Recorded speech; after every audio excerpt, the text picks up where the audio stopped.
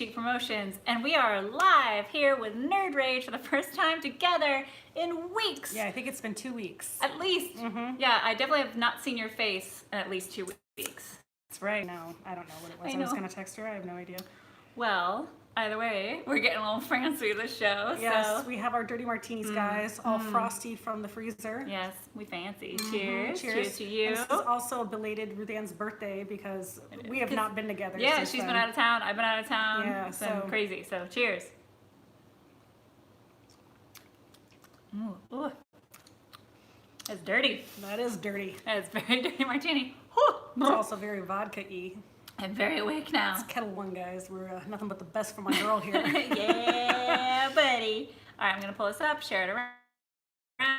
So today what we are talking about, because we're doing so many cons and we're all over the place, we've kind of gotten an inside look into like what it takes to be at a con, to run a con, both as an attendee, as an exhibitor, as just an exhibitor. We have all sorts of different perspectives on why companies do it, why people go, and everything else that's in between. So we thought we'd share a little bit of what we've learned so that maybe you guys can just understand why things are happening the way they're happening and what's going on. A lot of people have been talking about the bubble bursting, especially here in Southern California. We have way too many conventions. But we want to, because we have become more of the professional side of things. We also want to discuss with you guys on the attendee version of things, because we know it's some of these cons, New York Comic Con and San Diego Con specifically, are getting harder and harder for even attendees to go to. Right. The price, let alone even be able to get a ticket, because I think it was when I was just this last week, New York Comic Con did theirs and it sold out within I think 2 hours or something like crazy. And so I am now exhibiting at New York Comic Con, which has always been in the plan for a year. Oh, for New York, I think it was like 150 to 200 a pop to get extra badges just to work the booth. You only get a 30 by 30 booth.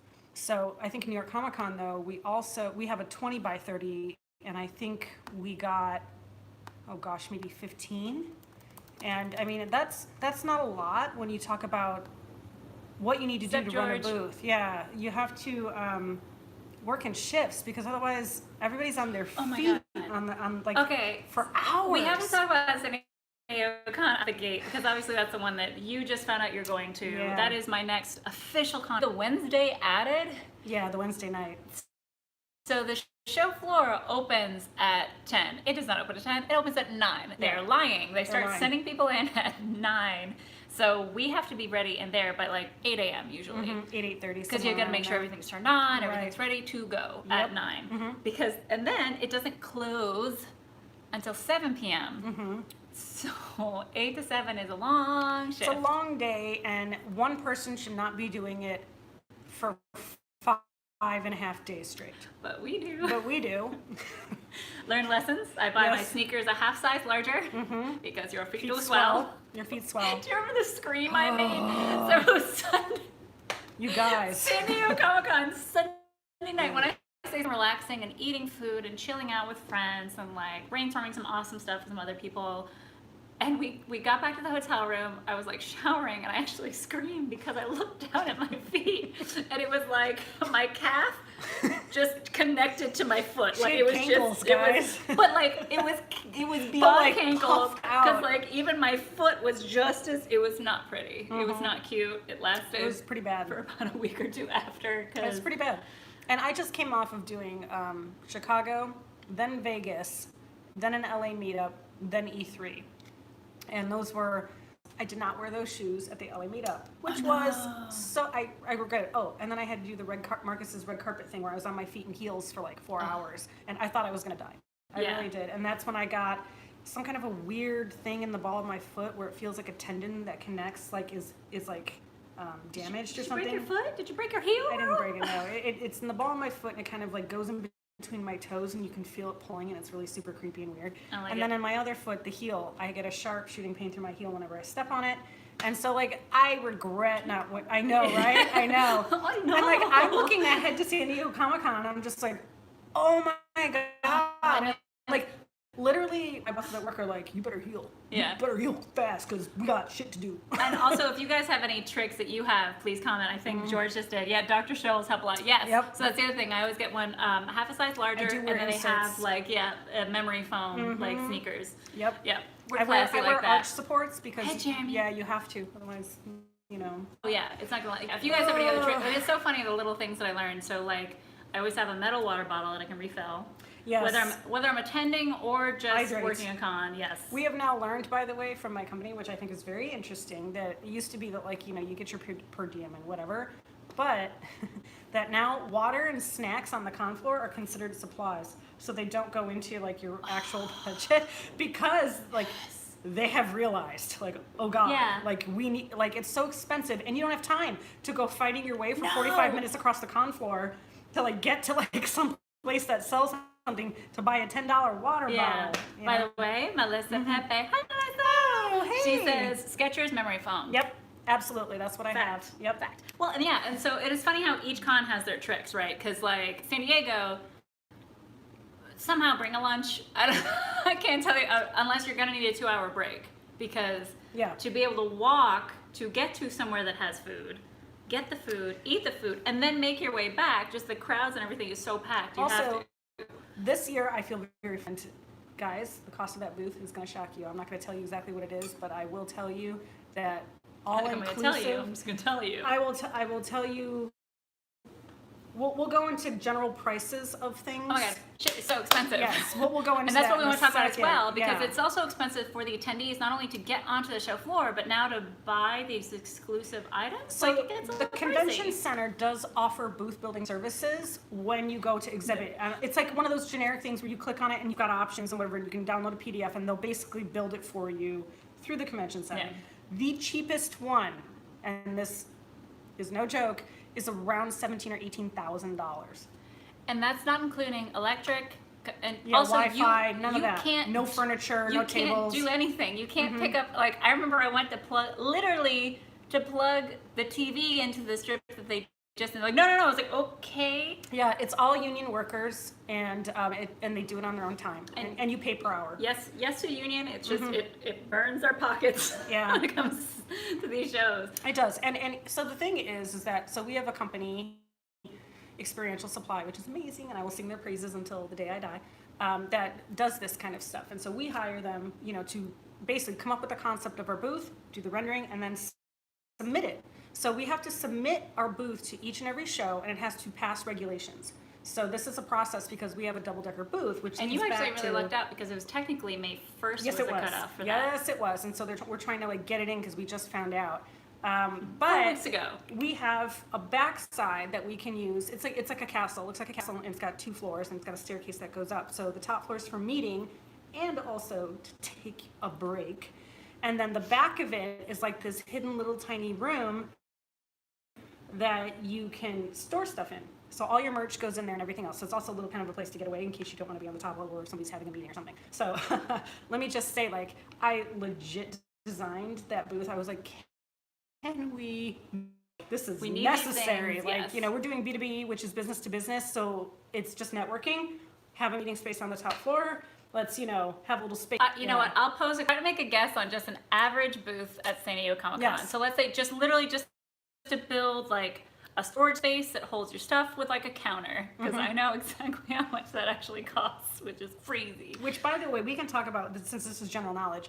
And correct me if I'm wrong, Chris, but I think it was last year's San Diego Con. There was one of the biggest comic book companies. With the irony, so this is what I find ironic about the fact that specifically Comic-Con International shows are no longer actual comic book shows, because they're the ones suing everybody for having the name being Comic-Con, and you're like, Right, which motherfuckers, was Salt Lake you're not City. even Comic-Con. So Denver, they sued Denver. That's why Did they? Denver Pop Culture Con now, because they were sued. Well, so here's the thing: is that generally across the board, if you get like a 20 by 10 is like what Skybound had last year, so it was like half of of that booth space that Yeah. Top Cow has. Yeah. Okay, that like little like standalone little thing that Top Cow usually does. So we split that in half, and I don't know how much that one costs. Like I don't, that's proprietary, I'm sure, but. So going though through the Comic Cons and getting your exhibit space costs anywhere $18,000 to $25,000. That's just for for your the space. That's flat, guys. Nope. You could be in the crappiest. Well, far and off then corner. I don't know about New York Comic Con. I know San Diego Con. There's a 7-year wait list to even get a booth. It's crazy. We applied right away. Gosh, I've been nagging at poor Ryan Will for Oh, Ryan. for months. I'm I sure think actually he's Ryan so friend- sick of me right now. I think Ryan friended me on Facebook. So hi, Ryan. I mean, yeah. So I'm I gonna felt start bad. bothering you about New York Comic Con and MCM Comic Con. And, So we literally, I mean, he had assured me that we had a space months ago, but like he has to go through a process. And so we finally just got in like a couple days ago. All at the same time we got into San Diego, so it was great. Real great work day for me. But yeah, on the so I convention. filled out the application though, and it was, I think to get our 20 by 30, you have to purchase 2 10 by 10s and then one extra one. One island. One island, Yeah. which amounts to, I think, Bandai Namco, which by the way, we are next to them at every single con because they're gonna be so sick of us at this point. But yeah, and like, but the thing is that you're competing with like these other huge corporations around you who have, and like, you know, like, oh my God, like what, $1.5 million to $2 million Yeah. for these things that they're doing. Everything that you see at E3. So expensive. Let alone like the actual build out and all that kind of itself. It's so expensive. I allocated $10K for Wi-Fi alone because we have a mobile game and we need Wi-Fi. I don't know if I'm going to use that or not, but I'm just saying I need to be safe. And No, I think feel you're like actually very much on point, especially if that's you're just doing for Wi-Fi streaming. at your booth. Yeah. Yeah, that's if you're streaming. Yeah, which we're not. Thank God.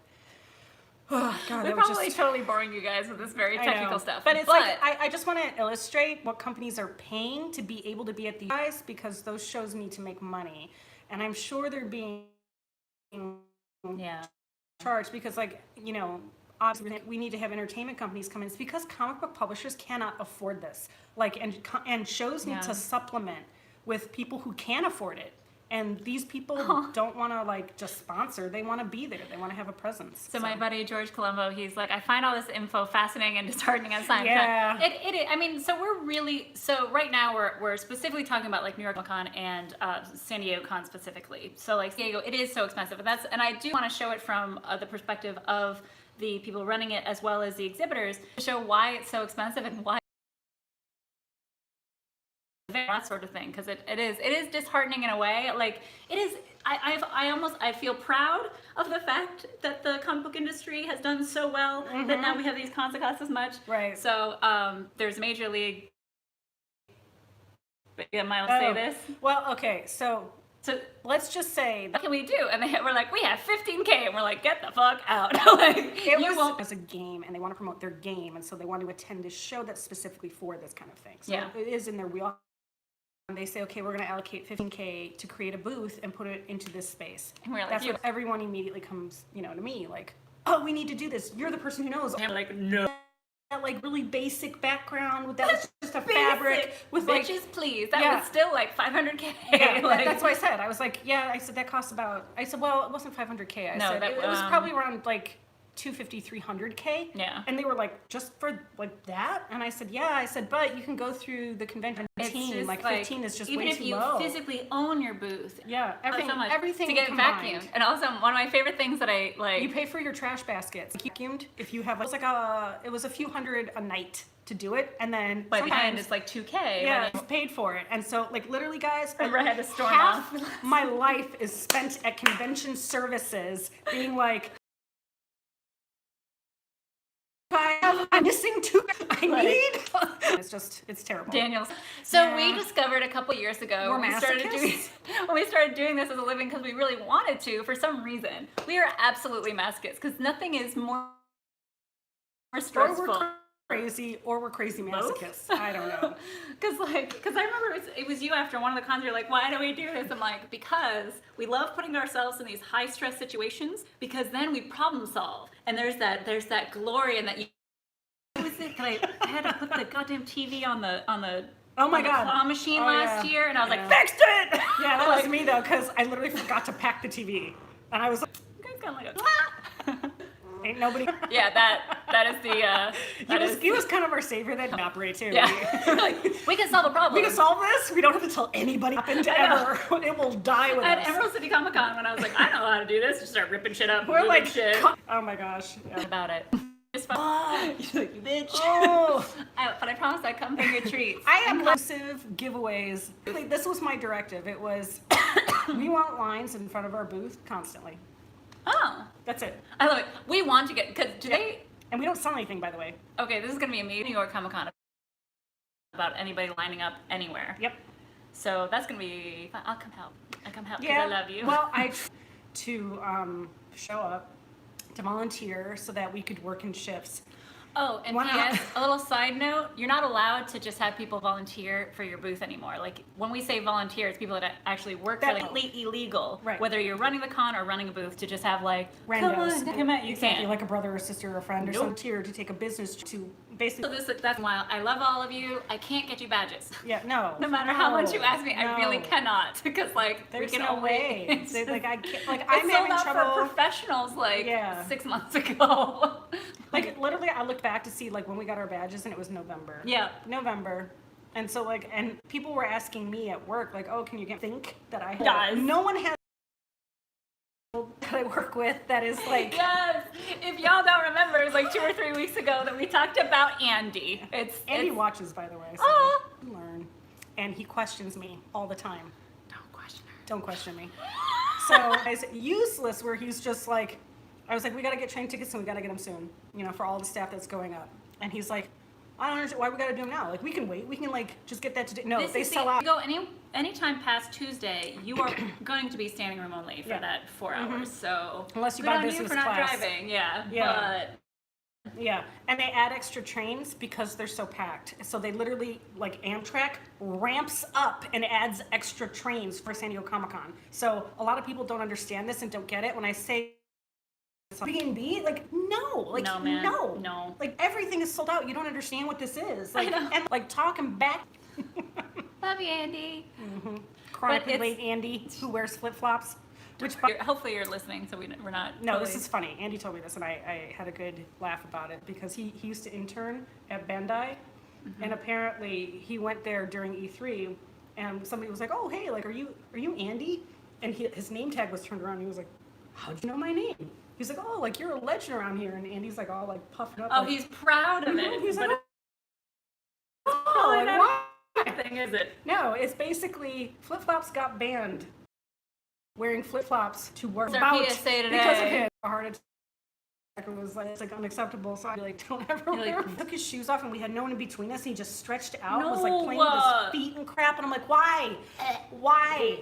It was like that sweatshirt jumpsuit lady I was telling you about. That business suit that's it's the sexiest thing ever. And if we buy our tickets together, she gets way down. Like, it was crazy. I was like, I never want to fly anywhere different again. I did have a very interesting experience actually flying out. I think it was Denver. So I've never had this happen before. I've usually had it where like, yeah, you're good. I'm like, and why isn't this a thing? I know, yeah, exactly. Why do I have to do this every time? Anyway, yes. I think it's also worth to note that mostly the shows that go to conventions have a marketing budget that they spend. Well, yes. So this is allocated. So even if you can't sell stuff, because like if you're not going to make your money back, it's usually just to get either a social footprint, or it's to get. That would be a really interesting kind of survey of all the people that exhibit at San Diego Comic-Con, New York Comic-Con, how much they actually break even, if not make profit, because I'm assuming so few do, because the amount, so nobody guessed the number. So she gave you the number for just the footprint of like, what was it, minimum like 25K for the certain spot. Now on top of that, just to have a booth like that, you have somebody design. They're gonna get ripped off. I hate to say it because I am for unions. I wish I was part of one. Yes. But it's gonna be around 80K, and that's just to rent. You don't own nothing. Yeah, like, it's 80K to rent, and if you do an elaborate booth like most that you see there, it will run you $500,000 to $750,000 to put up to create that booth and have the labor to put it up for you so that you can. I would say your starting point is 150K. Yeah. No, that's having like a booth. That's actual booth space on the show floor. So that's why I feel like most publishers are out, and if they're not, then they're usually Marvel, DC, or Image, which has. It's one of those things where just like San Diego, it just makes more sense to just do me as much as somebody like a larger company or something like that. So it actually helps us just to be there. Like for like us, we're there to do like meetings. we're trying. It's like we do have a solid fan base. I mean, we have I think it's over 1 million downloads of our app, and so we're fine. And we fine. no, we're fine. I mean, it's fine. Like I think our company makes like over $1 million a day on like in-game stuff that you purchase. So the thing is that it's very close. It's a closed audience. Yeah. Like if you don't play the game, you don't know what I'm talking about. Like that's the problem, and they're trying to overcome that by being a bigger presence at conventions and giving away stuff that's obviously related to the game. So yeah, okay, Yeah, it's that's fine. Whatever. We're just we rambling feel, anyway. We feel bad we're totally boring you guys with all this information, but we thought it would be good because A, obviously we have been traveling a lot doing these conventions. B, neither of us wanted to see X-Men Dark Phoenix to rage about. I can't. I'll be exhausted from how angry I am, and that's just not fun for any of us, you know? I just can't do it. Oh, God, I'll be so angry at that movie. I'm going to wait. I'm going to wait until I have a lot of alcohol and maybe some weed. Watch it at home. Everything that we've been missing. I do need to rave briefly about it. I just posted about it. I just saw that Jordan Peele really wants to direct a live action adaptation of Gargoyles. I am on board for And that. I love that show and the movie and the other show that nobody can find anymore called the Goliath Chronicles. Any of you know where I can find to watch the Goliath Chronicles? Let me know. I'll watch it because it was after. I'm on board. I absolutely love Jordan Peele and anything he directs. I know he's mostly done horror at this point, but I think he'd be great at anything. Well, that's what I mean is that I feel like in a lot of ways he would do. God, oh my God, if it was like a horror, like a dark, really serious, Gargoyles? like serious horror. But still, my heart, I'm on board. Because right. honestly, you can't make that show or movie for kids. Oh no, is it not good? All right, we're gonna do an on-screen tasting right now. After her face, let's see. I'm concerned because this is this olive juice that's in here is it's interesting. I'm thinking it might be a little old. Yeah. Really? Maybe a little. It's very sweet. Oh wait, how much vermouth did you put in? Maybe that's what it is.